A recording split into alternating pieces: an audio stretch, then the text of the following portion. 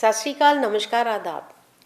आज हम बात करने जा रहे हैं कर्क राशि वालों की यानी कैंसेरियंस की, जिनका नाम एच या डी से स्टार्ट होता है या जिनकी कुंडली 4 के अंक से स्टार्ट होती है। यानी जब वो पैदा होते हैं तो चंद्रमा कर्क लगन में होता है तो वो कैंसेरियन होते हैं। देखेंगे, हम बात करेंगे कि कैसा रहेगा आने वाला साल 2023 कर्क राशि वालों के लिए।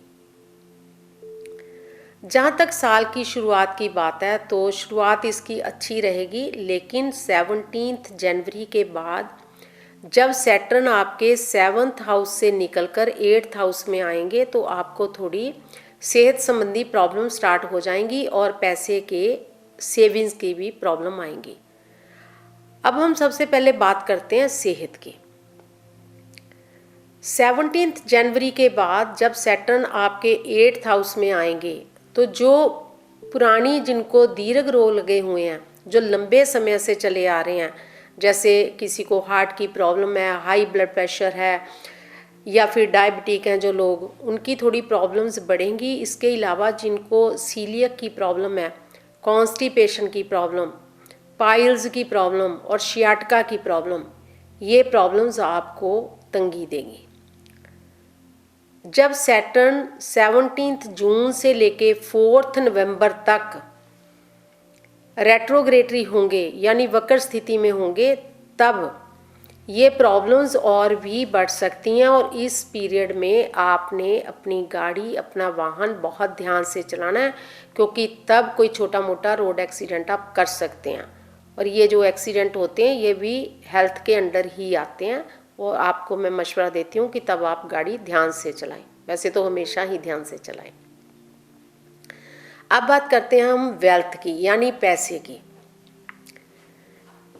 इस साल शनि आपके 8वें खाने में बैठ के आपके 2nd हाउस को, धन वाले और परिवार वाले खाने को देख रहे हैं, और इससे जो है धन डिलेड आएगा यानी धीरे धीरे आएगा और उसकी सेविंग में प्रॉब्लम होगी।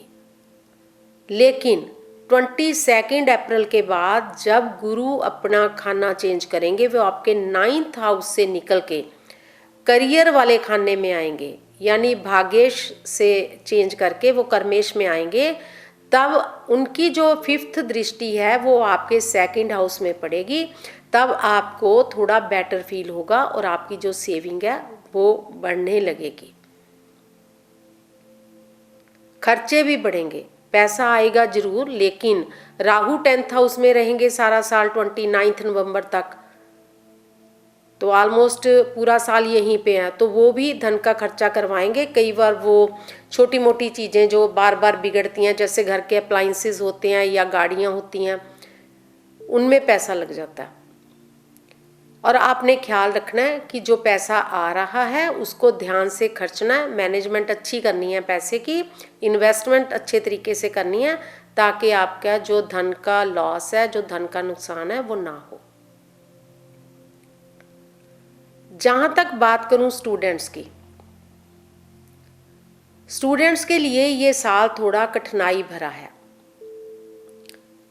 क्योंकि साल के शुरू में तो 17 जनवरी से पहले ठीक है, उसके बाद शनि की 10वीं दृष्टि जो है वो आपके 5th हाउस पे, जो कि संतान का या पढ़ाई का, दोनों का खाना होता है। जब भी संतान भाव को देखते हैं तब भी 5th हाउस में, और जब एजुकेशन देखनी है तब भी 5th हाउस में। तो वहाँ पे शनि की जो दृष्टि है वो आपकी पढ़ाई की सारी प्रोसेस को धीमा कर रही है, यानी उसमें थोड़ा आपको ज़्यादा मेहनत करनी पड़ेगी। जो डिपार्टमेंटल एग्ज़ाम दे रहे हैं उनके लिए ये साल अच्छा है, या फिर जो फिलॉसफी पढ़ रहे हैं या फिर रिसर्च वर्क कर रहे हैं उनके लिए ये साल अच्छा रहेगा। बाकियों को बहुत ज़्यादा हार्ड वर्क करना पड़ेगा। और बीच में एक पीरियड है 22 अप्रैल टू 17 जून, ये पीरियड थोड़ा आपका बेटर होएगा। और उसके बाद दिसंबर का महीना अच्छा है, क्योंकि जो लोग हायर एजुकेशन के लिए, कोर्सेज के लिए अप्लाई करेंगे उनको थोड़ी वेट करनी पड़ सकती है। लेकिन जिन्होंने विदेश में जाके अपनी एजुकेशन कंप्लीट करनी है उनके लिए साल अच्छा है। और जो अपनी पढ़ाई के लिए लोन लेना चाहते हैं उनके लिए भी 22 अप्रैल के बाद उनका जो लोन है वो अप्रूव हो जाएगा और उनको पढ़ाई के लिए लोन भी मिल जाएगा। सो आप सख्त मेहनत करिए और सोशल मीडिया से थोड़ा सा बच के रहिए और अपने जो टाइम है उसको पूरा आप यूटिलाइज करके अपनी पढ़ाई पे फोकस कीजिए। अब बात करती हूँ शादी के बारे में। शादी का योग जो है, जो भी अपना पार्टनर ढूंढ रहे हैं, जिन्होंने तो पहले अपनी मैरिज की डेट निकाल ली, उनके लिए मैं बात नहीं कर रही। जो इस साल जो अपना पार्टनर ढूंढ रहे हैं उसमें थोड़ा ये होगा कि कभी बात बनेगी, कभी बिगड़ेगी, कभी बनेगी, कभी बिगड़ेगी, रुकावटें आएंगी आपको। राहु की जो दृष्टि है आपकी मैरिड वाले खाने पे, मैरिड लाइफ वाले खाने पे 7th पे पड़ रही है, तो उसमें क्या होता है, मन का एक भटकाव सा हो जाता है आप पे। कभी आपको लगता है कि ये आपके जीवन साथी के तौर पे ठीक रहेगा, कभी आपको लगता है कि नहीं ठीक रहेगा। तो फिर ऐसी रुकावटें आते आते फिर बाद में जो है ग्रह जो है अपनी राशि चेंज करेंगे, तब ये बात बन जाएगी। लेकिन इस साल थोड़ा सा योग कम बन रहा है। अब बात करूं मैं जो मैरिड पीपल हैं, जो कपल्स हैं, उनका आने वाला साल है वो बढ़िया रहने वाला है। कोई भी ऐसा ग्रह नहीं है जो उनमें अलैदगी पैदा कर दे। छोटी मोटी जो कन्फ्लिक्ट होते हैं, नोक झोंक होती है पति पत्नी के बीच की, वो चलती रहेगी, लेकिन कोई सीरियस बात नहीं है। और जब जब आपको किसी भी प्रॉब्लम में आप आएंगे या आपको ज़रूरत पड़ेगी तो आपको लगेगा कि आपका जीवन साथी और आपका सारा परिवार आपके साथ खड़ा। तो मैरिड लाइफ आपकी ठीक रहेगी। और जब भी आपको लगे कि आपकी स्पीच थोड़ी बेकाबू होने लगी है या आप थोड़ी रिस्पॉन्सिबिलिटी कम कर रहे हो, समझ रहे हो, तो उस वक्त आपको अपनी रिस्पॉन्सिबिलिटीज़ अच्छे तरीके से निभाना, थोड़ी बहुत एडजस्टमेंट करना, तो फिर आपकी जो मैरिड लाइफ है वो बहुत ज़्यादा बढ़िया रहेगी इस साल। अब बात करते हैं हम संतान प्राप्ति के बारे में। तो संतान से संबंधित ये है कि जो संतान वाला जो हाउस है वो भी 5th हाउस होता है। वहाँ पे सैटर्न की दृष्टि के कारण आपके संतान प्राप्ति में विलंब आएंगे, यानी डिलेड होगी प्रोसेस, और उसमें बार बार विघ्न उत्पन्न होंगे।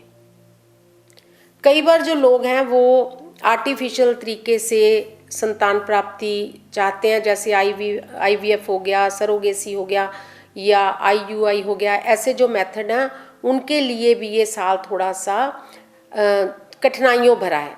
एक बीच में एक पीरियड है 22 अप्रैल टू 17 जून और फिर दिसंबर का महीना, ये ठीक रहेगा। क्योंकि कई बार ऐसे होता है कि इस प्रोसेस में पैसा तो बहुत लग जाता है, फिर उतनी सफलता नहीं मिल पाती।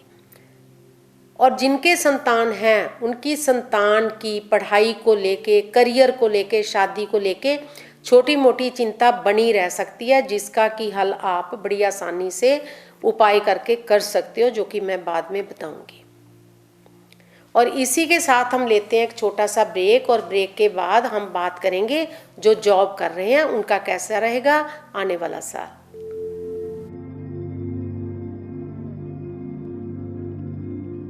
ब्रेक से पहले हम बात कर रहे थे कर्क राशि वालों के संतान योग की। तो अब हम बात करते हैं जो नौकरी पेशा लोग हैं या जो एम्प्लॉइज हैं, उनका कैसा रहेगा ये साल। 10th हाउस में जुपिटर आ जाएंगे 22 अप्रैल के बाद, और वो आपको देंगे आपके काम में प्रमोशन। थोड़ा सा कभी कभी आपको लगेगा कि जॉब में थोड़ा अप्स एंड डाउन चल रहा है, लेकिन सारा ठीक रहेगा। जो आपके सीनियर्स हैं, आपके सुपरवाइज़र हैं, जो आपके कुलीग हैं, साथ काम करने वाले बंदे हैं, वो आपको पूरी तरह से कोऑपरेट करेंगे। इस साल जो आपके प्रमोशन के योग तो बने ही हुए हैं, जो ट्रांसफ़र के योग हैं वो बनेंगे आपके 29 नवंबर के बाद। जहाँ तक काम करूँ आपकी रिस्पॉन्सिबिलिटीज़ की बात करें, जहाँ तक बात करूँ आपकी रिस्पॉन्सिबिलिटीज़ की, तो वो आपको बहुत ध्यान से काम करना होगा, क्योंकि 10th हाउस में गुरु के साथ राहु बैठ के चंडाल योग बना रहे हैं। यहाँ राहु कई बार शरारतें करते हैं और दिमाग में भटकाव पैदा करते हैं। वो आपसे कोई ना कोई ऐसी गलती करवा सकते हैं, जॉब पे या जॉब रिलेटेड किसी भी काम से कोई गलती हो सकती है जिसका आपको बाद में कुछ ना कुछ नुकसान हो सकता है और कोई भी डिपार्टमेंटल इंक्वायरी या कोई शिकायत आपकी हो सकती है।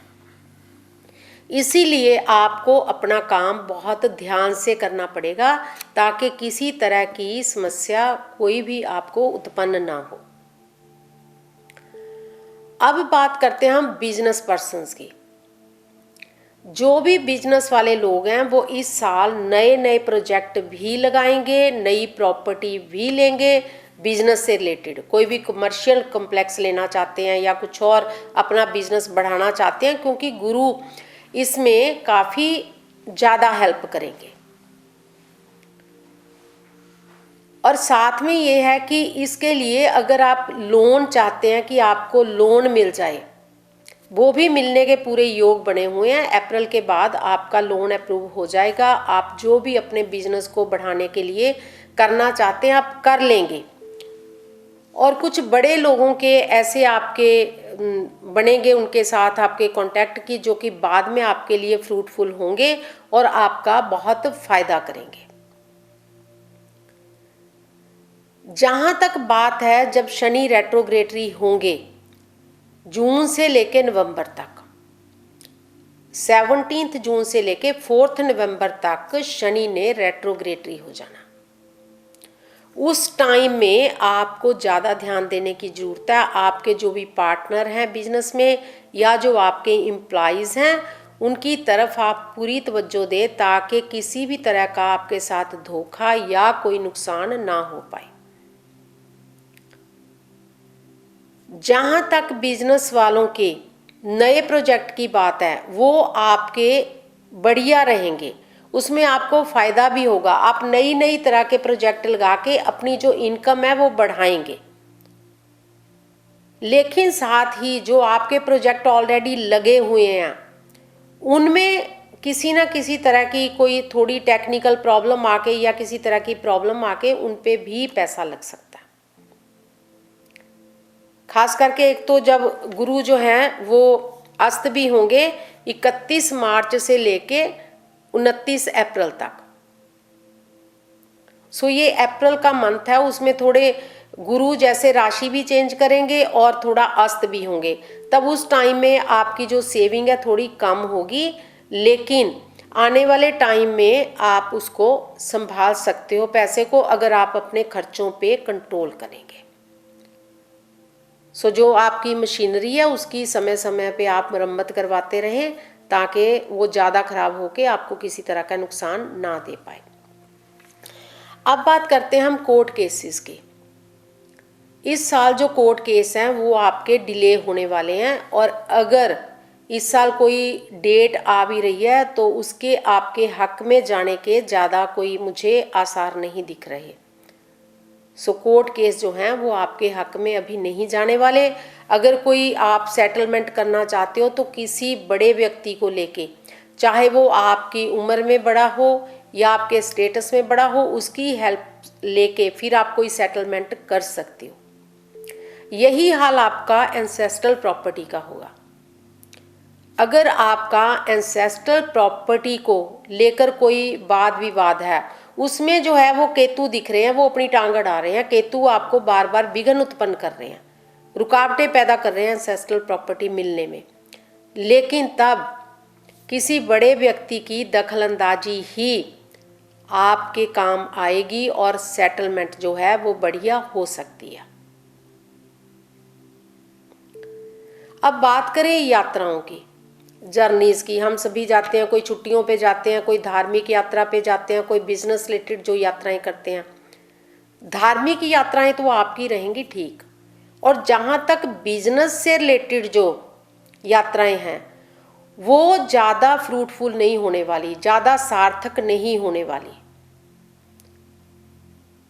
और सबसे ज़रूरी बात यह है कि जब आप बिजनेस से रिलेटेड या कोई और ज़्यादा फजूल यात्राएं करोगे तो उसमें आपकी सेहत के खराब होने के काफ़ी ज़्यादा चांसेस हैं।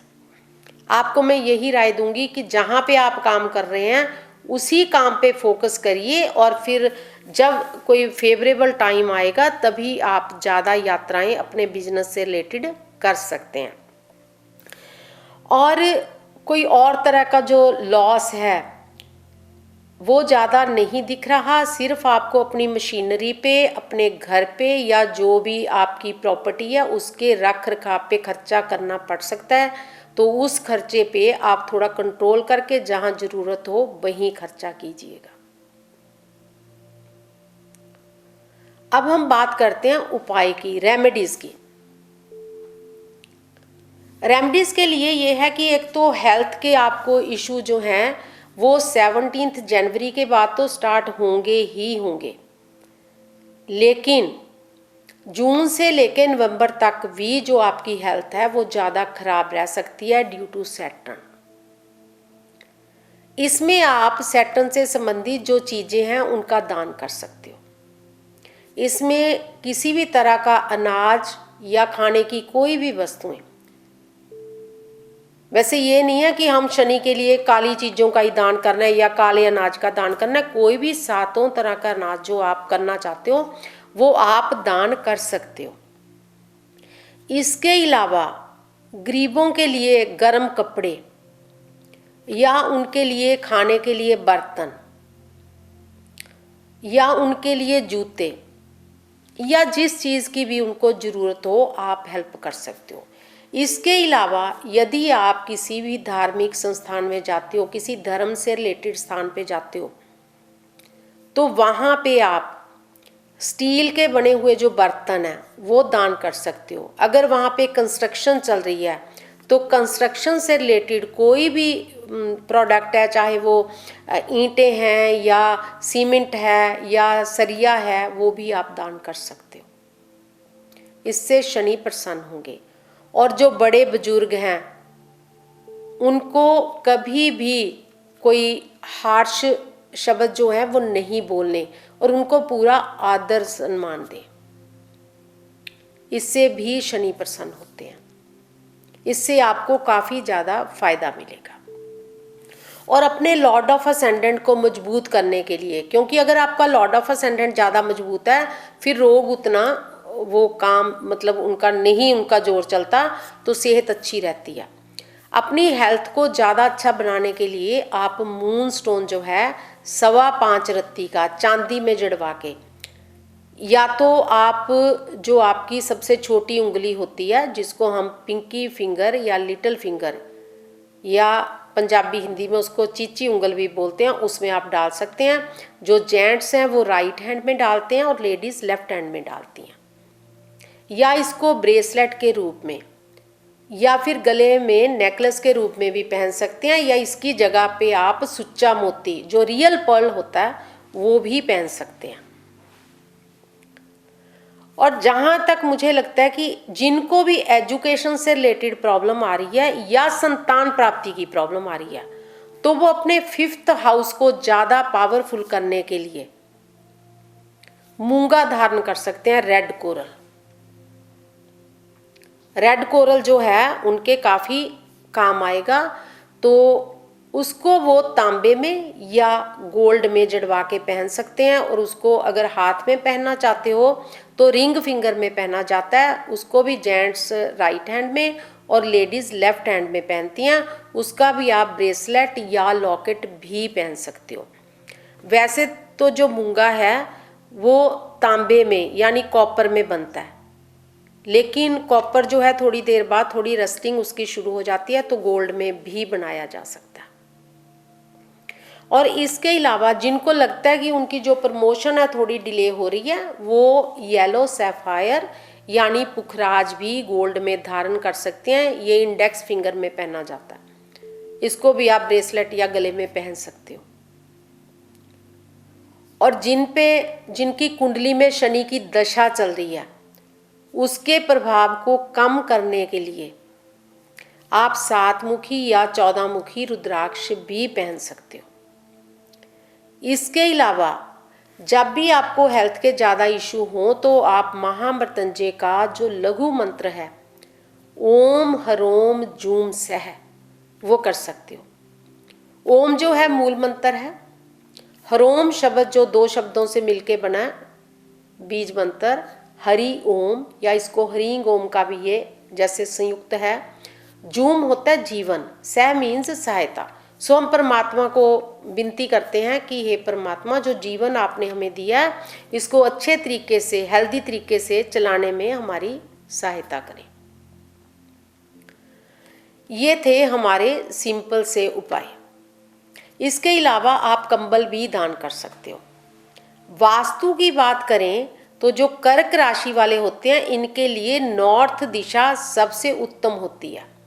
अगर आप अपने जन्म स्थान से जितना नॉर्थ की तरफ जाते हो उतना आप ज़्यादा तरक्की करते हो। और इसके अलावा अगर आप कोई प्रॉपर्टी लेना चाहते हो, चाहे वो आप अपने रेजिडेंस बनाना चाहते हो या अपने बिजनेस से रिलेटेड कोई प्रॉपर्टी लेना चाहते हो, तो नॉर्थ फेसिंग प्रॉपर्टी आपके लिए काफ़ी बढ़िया होती है। वैसे तो जो प्रॉपर्टीज़ होती हैं वो काम से संबंधित भी होती हैं, जैसे कोई काम करता है, जैसे ज्वेलरी का काम होता है, ब्यूटिशियन का काम है, कोई होटल रेस्टोरेंट है, तो ये तो सारे साउथ फेसिंग भी चल जाते हैं। लेकिन अगर आप अपने कोई जॉब देखना चाहते हो या आप देखते हो कि मैं किस तरफ अपना बिजनेस का विस्तार करूं, तो वो फिर आपके लिए नॉर्थ दिशा बहुत बढ़िया रहती है। सो फर्स्ट टाइम तो आप ये देखें अपने जन्म लगन के अनुसार कि आपका कौन सी दिशा आपके लिए बेटर है, तो वो है नॉर्थ दिशा। और जितनी आप चांदी पहनेंगे वो आपके लिए ठीक रहती है। और रंग जो हैं आपके लिए वाइट, रेड एंड येलो, ये बहुत अच्छे रंग हैं। और आप ब्लू, ब्लैक एंड ब्राउन, ये तीनों रंग आप थोड़ा सा अवॉइड करें। और कभी अगर पहनना भी है तो मिक्स एंड मैच करके पहन सकते हो। इसके अलावा जो आपने कोई नया काम शुरू करना है तो उसके लिए आपके लिए Sunday, Monday, Tuesday and Thursday good है। कुछ भी नया शुरू करना है आपने तो उसके लिए आप वेंसडे, फ्राइडे एंड सैटरडे को थोड़ा अवॉइड कीजिएगा। इसी के साथ मैं आज्ञा चाहती हूँ। बहुत बहुत आपका धन्यवाद। अगर आपका कोई क्वेश्चन है तो आप मुझे टेक्स्ट कर सकते हो, कॉल कर सकते हो या ईमेल भी कर सकते हो। हमारी वेबसाइट पे जाके हमें फॉलो कर सकते हो, वहाँ पे आप देख सकते हो।